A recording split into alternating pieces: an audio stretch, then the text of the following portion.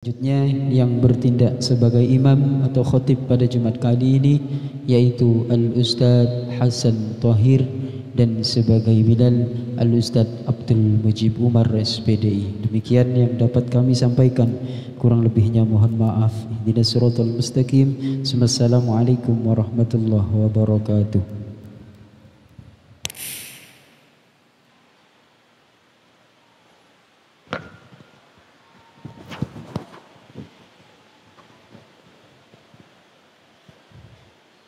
معاشر المسلمين وزمرة المؤمنين رحمكم الله. روي عن أبي هريرة رضي الله عنه أن النبي صلى الله عليه وسلم قال: إذا قلت لصاحبك يوم الجمعة أنصت والإمام يخطب فقد لغوت. أنصتوا واسمعوا وأطيعوا رحمكم الله. أنصتوا واسمعوا وأطيعوا رحمكم الله. أنصتوا واسمعوا وأطيعوا رحمكم الله.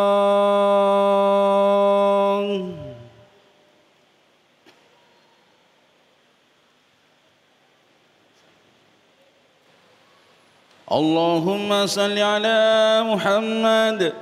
اللهم صل على سيدنا محمد.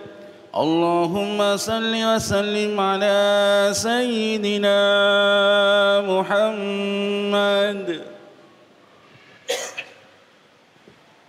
Assalamualaikum warahmatullahi wabarakatuh.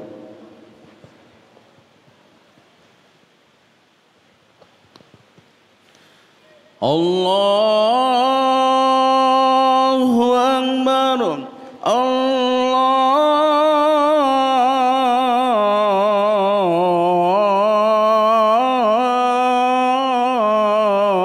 Akbar. Allahu Akbar. Allahu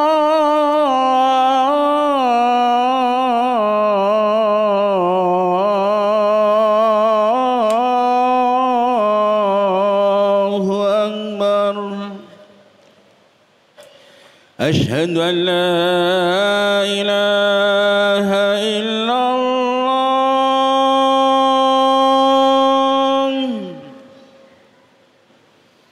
أشهد أن لا إله إلا الله.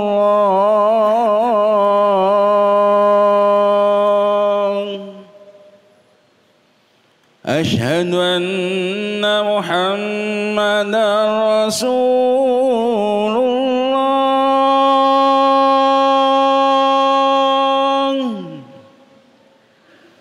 أشهد أن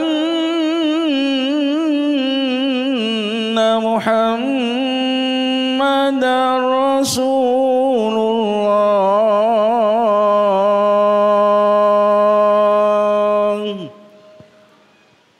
حي على الصلاة.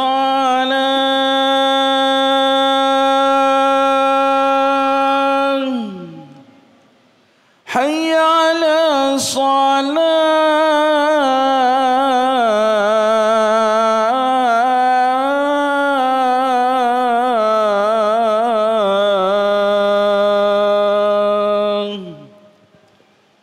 حي على الفلاح.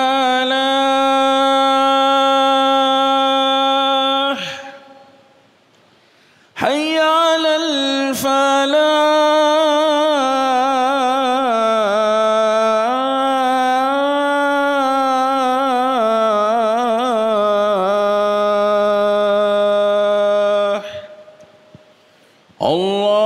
الله أكبر.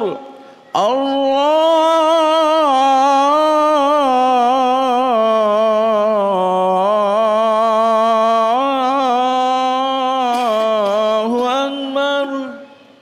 ilaha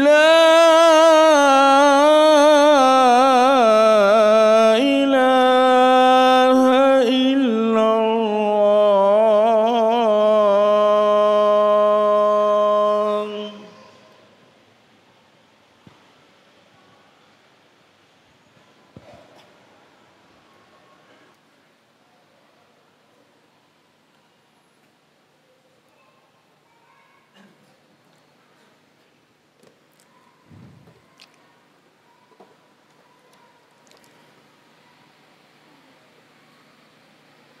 Alhamdulillah,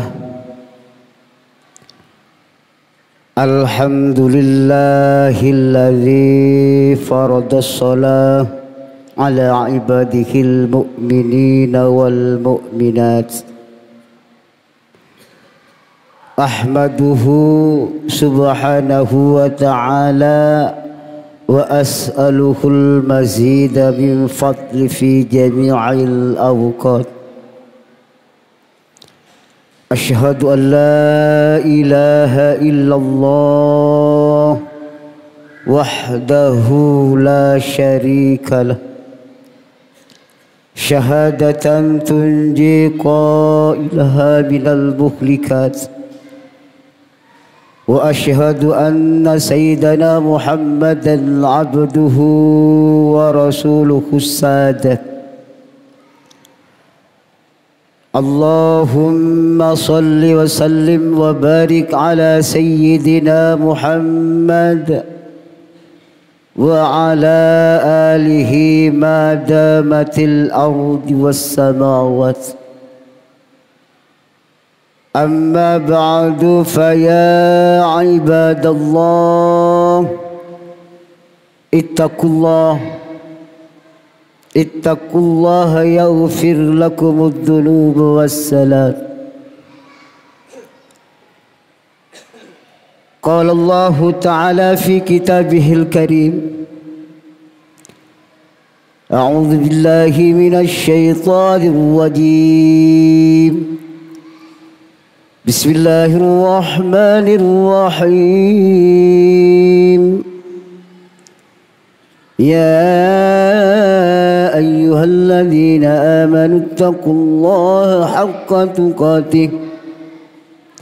haqqa tuqatih wa la tamutunna illa wa antum muslimun. Sadaqallahul azim.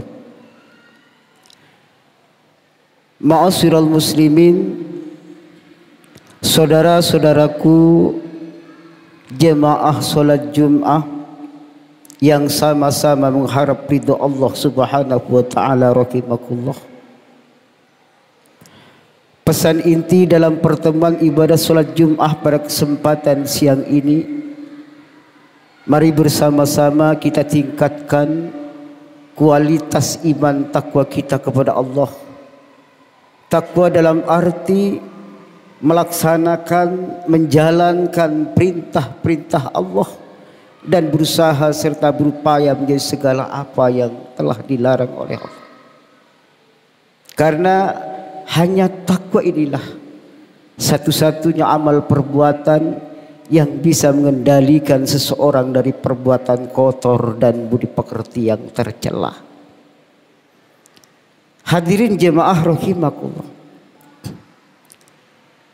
Di zaman sekarang ini, di zaman yang semakin dekat dengan hari akhir ini, kita menyaksikan fenomena memprihatinkan yang menimpa terhadap umat Islam, yang bisa jadi termasuk di antara kita, yaitu sebuah realita banyaknya orang yang beragama Islam, identitasnya Islam, KTP-nya Islam, tetapi tidak mau mengikuti aturan-aturan atau ajaran-ajaran agama Islam yang dianutnya. Bahkan kadang-kadang tingkah laku kesehariannya, perbuatannya, kesehariannya sangat jauh sekali dari nilai-nilai Islam itu sendiri. Nah, yang sangat fenomenal sekali di zaman sekarang ini, sangat banyak di antara kita umat Islam yang sudah mulai meremehkan ibadah sholat, yang mulai meremehkan, menyia-nyiakan ibadah sholat. Bahkan tidak sedikit dari kita umat Islam yang sangat berani meninggalkan ibadah sholat dengan sengaja dan terang-terangan. Padahal hadirin, yang namanya ibadah sholat dalam agama Islam ini memiliki kedudukan yang sangat penting sekali. Juga memiliki keistimewaan pahala yang tidak bisa ditandingi oleh ibadah-ibadah lainnya. Terkait dengan pentingnya kedudukan ibadah sholat dalam agama Islam ini, baginda Rasul Muhammad SAW menjelaskan dalam hadisnya. Apa kata Rasulullah? Innama mathalus sholati fid din kama mathalir ra'si fil jasad. Sesungguhnya kedudukan solat dalam agama Islam, kata Rasulullah, kama mathalir ra'si fil jasad, laksana kedudukan kepala dalam tubuh manusia. Nah, hadirin rahimakumullah, hadis ini menunjukkan bahwa betapa pentingnya ibadah solat 5 waktu bagi umat Islam, sehingga Rasulullah SAW mengumpamakan seperti kedudukan kepala dalam tubuh manusia. Jadi jelasnya hadirin, kedudukan kepala atau keberadaan kepala dalam tubuh manusia ini sangat penting. Tidak ada yang lebih penting, atau tidak ada yang melebihi pentingnya kedudukan kepala dalam tubuh manusia. Memang semuanya penting, punya tangan penting, punya kaki penting, tapi sekali lagi tidak ada yang melebihi pentingnya kedudukan kepala dalam tubuh manusia. Coba kita perhatikan sejenak. Meskipun manusia ini tidak punya tangan, ia masih bisa hidup. Meskipun manusia ini tidak punya kaki, tidak punya telinga, ia masih bisa hidup. Mohon maaf, banyak orang semacam itu yang masih bisa hidup. Tetapi kalau manusia tidak punya kepala, coba kita bayangkan, apakah ada manusia hidup tanpa kepala? Tidak ada. Tidak mungkin bisa hidup jika tanpa kepala. Nah, begitulah kedudukan ibadah sholat dalam agama Islam ini. Sama halnya dengan kedudukan kepala dalam tubuh manusia. Sungguh-sungguh sangat penting sekali. Oleh karena itu, hadirin rahimakumullah, saya mengajak kepada hadirin sekalian, terutama kepada saya pribadi, mari kita istiqomahkan ibadah sholat 5 waktu kita. Jangan pernah melupakan ibadah sholat, karena ibadah sholat 5 waktu bukan hanya sekedar penting, bukan hanya sekedar wajib, tetapi mutlak. Artinya apa? Artinya ibadah sholat 5 waktu bagi kita kaum muslimin adalah harga mati. Tidak ada toleransi sama sekali.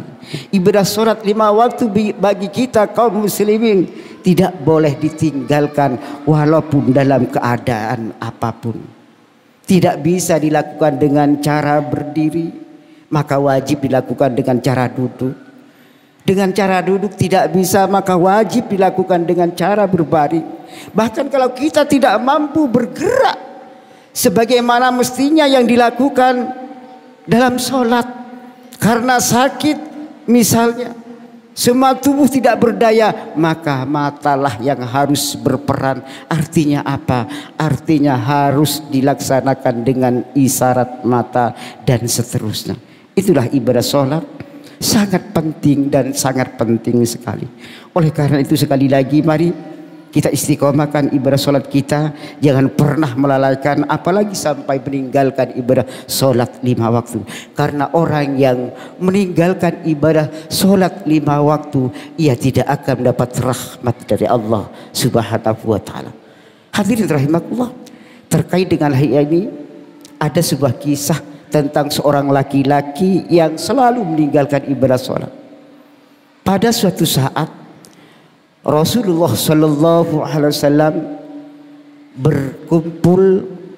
duduk berkumpul di dalam masjid bersama Sayyidina Umar dan beberapa para sahabat. Tiba-tiba ada seorang pemuda datang sambil menangis. Ia menangis dengan sangat sedihnya, lalu duduk di teras masjid tersebut. Mendengar tangisan pemuda tersebut, Rasulullah keluar menemui pemuda yang sedang nangis tersebut. Lalu Rasulullah bertanya, "Wahai anak muda, kenapa kamu menangis? Ada apa? Apa yang membuat kamu menangis?"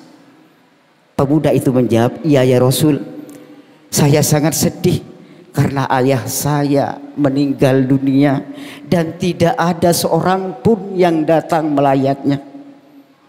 Dan yang lebih menyedihkan lagi ya Rasul, saya tidak punya kain kafan.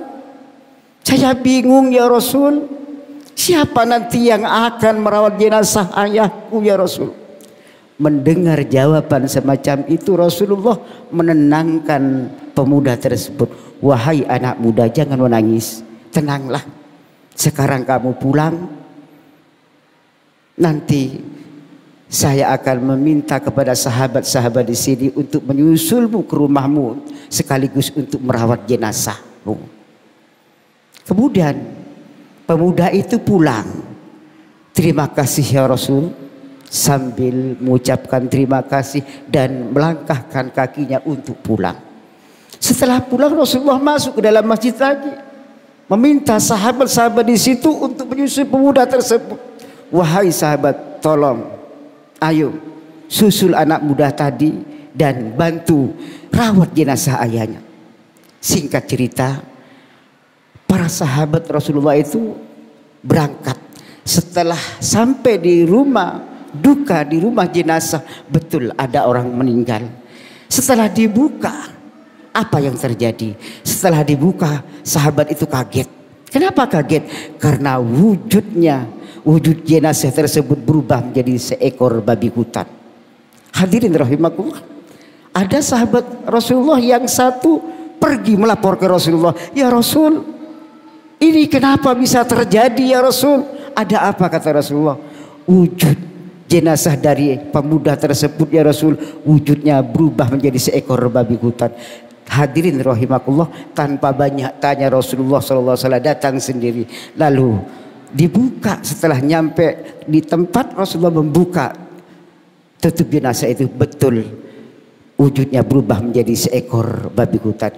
Lalu Rasulullah berdoa, "Ya Allah ya Rabb, kembalikanlah wujudnya seperti semula ya Allah, hanya Engkaulah yang bisa mengembalikannya." Hadirin, kita tahu doa Rasulullah tidak mungkin tertolak. Setelah Rasulullah berdoa, wujudnya berubah lagi menjadi manusia.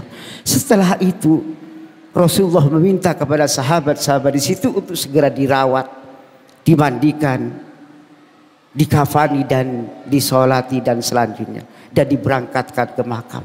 Setelah nyampe ke makam, ya dikuburkan. Hadirin rahimakumullah, setelah selesai dimakamkan, Rasulullah penasaran, kenapa ini bisa terjadi? Lalu Rasulullah bertanya kepada anak jenazah itu, kepada pemuda tersebut, "Wahai anak muda, apa yang engkau ketahui tentang ayahmu sebelum meninggal dunia ini?"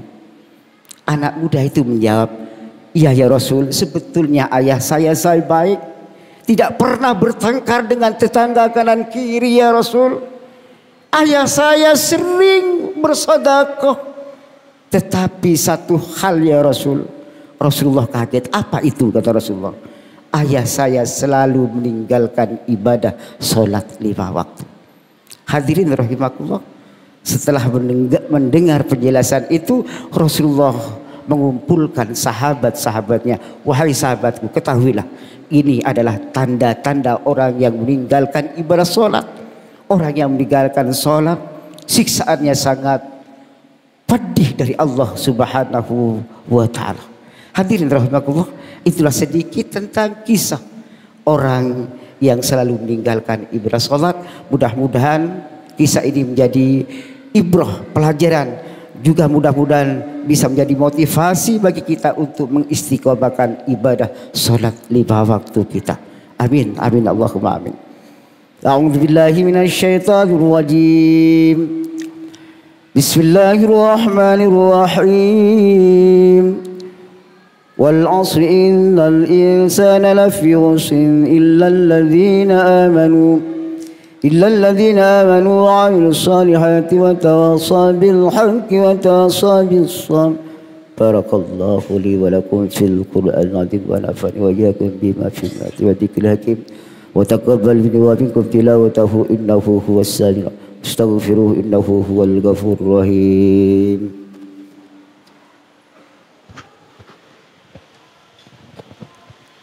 اللهم صل وسلم على سيدنا محمد وعلى آل سيدنا محمد.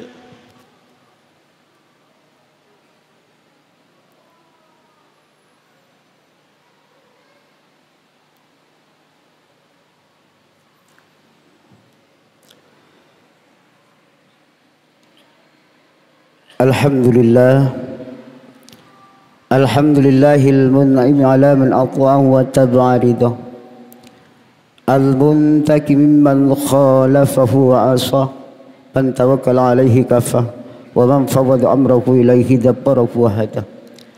Ahmaduhu subhanahu wa ta'ala ala ma a'ta. Asyhadu an la ilaha illallah wahdahu la syarika lah, syahadatan man syahidaha yablughu manah, wa asyhadu anna Muhammadan abduhu wa rasuluhu sayyidul anbiya. Allahumma salli wa sallim wa barik ala sayyidina Muhammad wa ala alihi wa sahbihi wa mawala. Amma ba'du, fa ya ayyuhal hadirun ittaqullah haqqa taqwa wa alamu anna Allah salla ala nabiyyi qadima wa amarna bidzalika irshadan lana wa ta'lima. Faqad qala Allah ta'ala wa lam yazal qailan alima.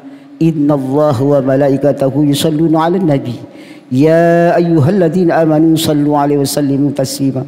Allahumma salli ala sayyidina Muhammad wa ala ali sayyidina Muhammad kama sallaita ala sayyidina Ibrahim wa ala ali sayyidina Ibrahim wa barik ala sayyidina Muhammad wa ala ali sayyidina Muhammad kama barakta ala sayyidina Ibrahim wa ala ali sayyidina Ibrahim fil alamin innaka Hamidum Majid. Allahumma ighfir للمسلمين والمسلمات والمؤمنين والمؤمنات الأحياء منهم والأموات وضعف لهم الحسنات وكفر عنهم السيئات وارزقهم من الأرزاق الطيبات. اللهم اكشف عنا البلاء والغلاء والوباء والفحشاء والمنكر والبغي والشدائد والمحن ما ظهر منها وما بطن من بلدنا هذا إندونيسيا خاصة ومن بلدان المسلمين عامة إنك على كل شيء قدير. ربنا أتنا في الدنيا حسنة وفي الآخرة حسنة وقنا عذاب النار والحمد لله رب العالمين. عباد الله، إن الله يأمر بالعدل والإحسان وإيتاء ذي القربى وينهى عن الفحشاء والمنكر والبغي يعظكم لعلكم تذكرون. فاذكروا الله العظيم يذكركم واشكروه على نعمه يزدكم واسألوا من فضله يؤتيكم ولذكر الله أكبر.